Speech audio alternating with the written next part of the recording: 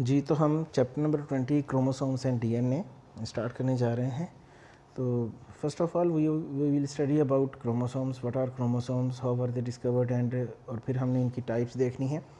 Chromosomes are thin thread like structures and they appear in the nucleus at the time of cell division, यानी cell division के time पे ये appear होती हैं। इससे पहले जब सेल डिवाइड नहीं हो रहा तो उस वक्त क्रोमोसोम्स जो हैं ये दे आर इनविजिबल। तो डिस्कवरी इनकी कैसे हुई है? जर्मन एम्ब्रियोलॉजिस्ट है, नाम है उसका वेल्थर फ्लेमिंग।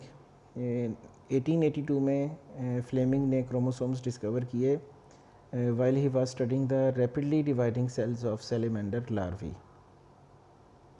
और इनकी डिस्कवरी के बाद क्रोमोसोम्स जो हैं they are found in the cells of all eukaryotes, लेकिन इनकी नंबर जो है वो स्पीशी टू स्पीशी वेरी करती है। पेनिसिलियम इज़ अ फंगस जिसमें सिर्फ क्रोमोसोम्स का एक ही पेयर है। दूसरी तरफ कुछ फर्न्स हैं which have more than 500 pairs. A mosquito has 6 chromosomes, number of chromosome 6 chromosome है मॉस्किटो में। हनी बी में 32, मकई में 20, शुगर केन में 80, फ्रॉग में 26 और माउस हैज़ 40 क्रोमोसोम एक सेल में। Human cells contain 46 chromosomes which consist of 23 pairs, and each of these 46 chromosomes contain hundreds or even thousands of genes which play an important role in the determining how a person's body develop and function. यानी ये genes जो हैं they control the entire anatomy and morphology of the body. तो इन chromosomes का होना, possession of all these chromosomes, it is necessary, it is essential for the survival। और इसमें कोई एक आध क्रोमोसोम की कमी से क्रोमोसोमल एबनॉर्मेलिटी जो है डिवेल्प हो सकती है which may be very lethal.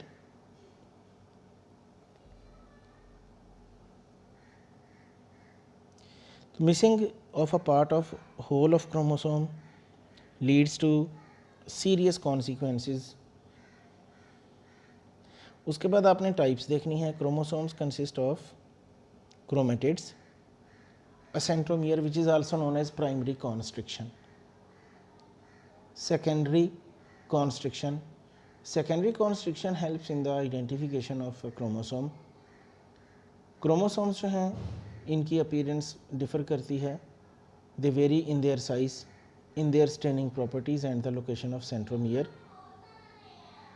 relative length of chromatid and the position of constricted region. तो chromosomes का size, इनकी प्रॉपर्टीज़, स्टेनिंग प्रॉपर्टीज़, इनमें सेंट्रोमेरिक पोजीशन और क्रोमेटिड्स की लेंथ जो है वो वेरिएबल है। The total chromosomal makeup of an individual it is known as karyotype. ऐसे आप देख सकते हैं एक typical chromosome. Chromosomal tip is called telomere. उसके बाद सेकेंडरी कॉन्स्ट्रिक्शन है which is also nucleolar organising region. उसके बाद क्रोमोसोम के आर्म्स आपको नज़र आ रहे हैं, क्रोमेटिड्स इन्हें कहते हैं, और एक प्राइमरी कॉन्स्ट्रिक्शन है। तो कैरियोटाइप्स जो हैं they show differences among the species and sometimes even among the individuals of the same species. Chromosomes are of 4 different types which are telocentric, acrocentric, submetacentric and metacentric. और इनकी ये types जो हैं they depend upon the location of centromere. Centromere की location जो है वो tip पे हो सकती है या सेंटर में हो सकती है। तो ये क्रोमोसोम्स जो हैं दे एक्वायर डिफरेंट शेप्स। इनकी जो शेप्स डिवेलप होती हैं these are formed during anaphase of cell division. तो usually they are I, J and V shaped, ऐसे आप देख सकते हैं। टीलोसेंट्रिक और एक्रोसेंट्रिक देखें। टीलोसेंट्रिक में क्रोमोसोम टिप पे है, एक्रोसेंट्रिक में टिप से ज़रा नीचे, सबमेटासेंट्रिक में सेंटर से थोड़ा सा ऊपर, और मेटासेंट्रिक में centromere is located exactly in the centre. तो टीलोसेंट्रिक और एक्रोसेंट्रिक जो हैं they are of I shaped, submetacentric J shaped और मेटासेंट्रिक जो हैं they are V shaped. Then comes the chemical composition of chromosomes. Chromosomes की हमने केमिकल कंपोजिशन देखनी है। They are composed of DNA and protein. तो इस तरह से आप क्रोमोसोम्स को कह सकते हैं दे आर डीऑक्सी न्यूक्लियोप्रोटीन। तो इनमें 40% डीएनए है, 60% इनमें प्रोटीन है। इसके अलावा इनमें आरएनए की थोड़ी सी अमाउंट भी मौजूद है, which means that chromosomes are also the sites for RNA synthesis.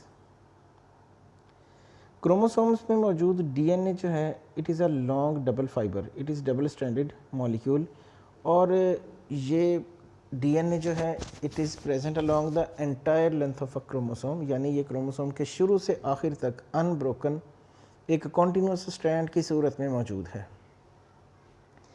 A typical human chromosome, अगर हम एक ह्यूमन क्रोमोसोम को स्टडी करें तो सिर्फ एक ह्यूमन क्रोमोसोम में जो डीएनए है it is made up of 140 million nucleotides.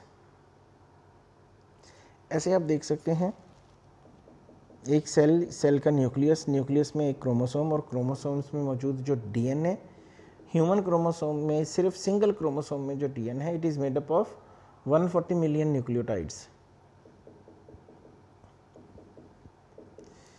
तो अगर एक न्यूक्लियोटाइड को एक वर्ड कंसिडर कर लिया जाए then 280 books can be printed. Each book will contain 1000 pages and each page will contain 500 words.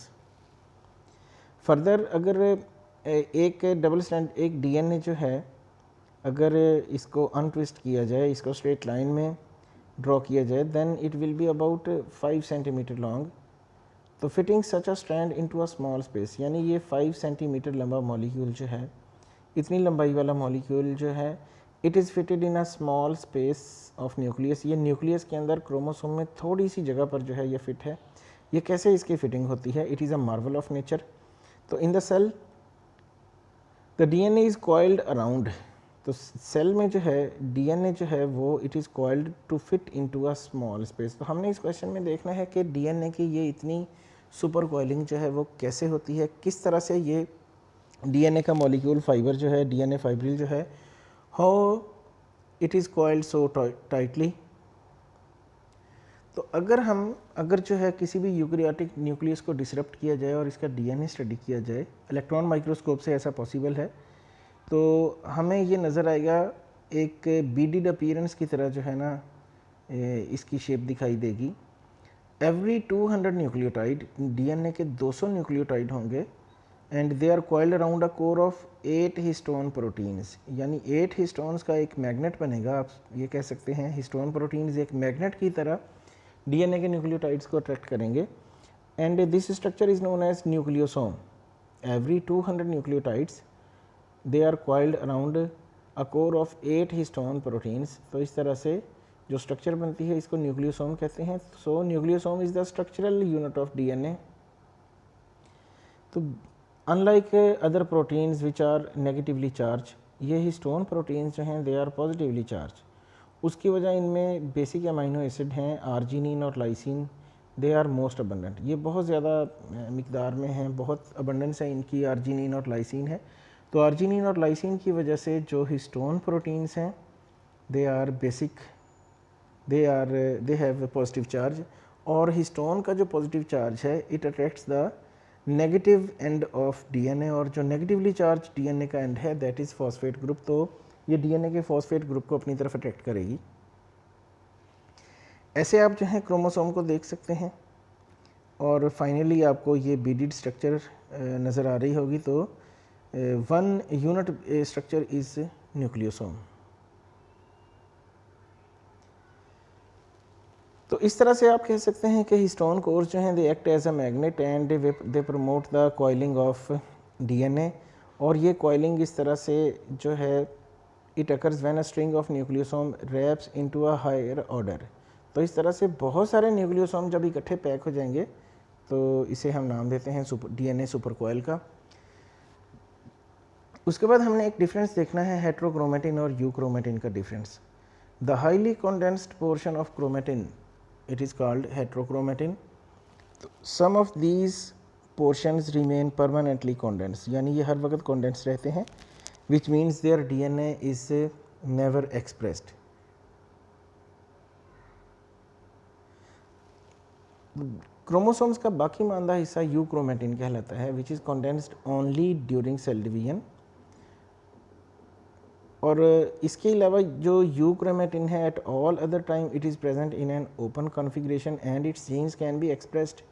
Gene expression mean that this portion of DNA, this portion of chromatin जिसको आप euchromatin कह रहे हैं, its genes can be expressed. It means that its genes can be used in the translation process, they can be used for photosynthesis, sorry translation protein synthesis में use हो सकते हैं। तो क्रोमेटिन की जो पैकिंग है ये सेल के अंदर किस तरह से हुई है, it is not properly understood. ऐसे आप क्रोमोसोम में मौजूद न्यूक्लियोसोम आप देख सकते हैं। And it was all about, thank you very much.